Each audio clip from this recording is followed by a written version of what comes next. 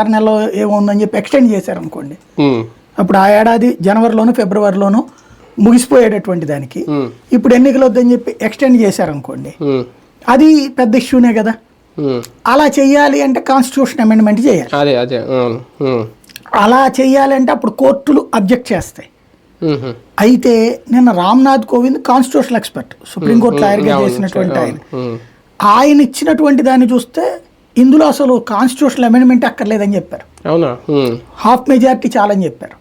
ఉభయ సభల్లో కూడా సాధారణ మెజారిటీ చాలని చెప్పారు. ఇప్పుడు మళ్ళీ రేపు పొద్దున మేబీ కపిల్ సిబల్, ప్రశాంత్ భూషణ్ ఇట్లాంటి వాళ్ళందరూ సుప్రీంకోర్టుకి వెళ్తారేమో, సుప్రీంకోర్టులో చెప్తారేమో, సుప్రీంకోర్టు ఏమైనా ఇన్వాల్వ్ అవ్వాలేమో. వాళ్ళు ఏమంటారు, సుప్రీంకోర్టు బిల్లు పెట్టా చూద్దాం అంటారు. బిల్లు పెట్టిన తర్వాత ఆ బిల్లు కాన్స్టిట్యూషన్ వైలేషనా కాదా అన్న తేల్చే పని అప్పుడు సుప్రీంకోర్టు తీసుకుంటుంది.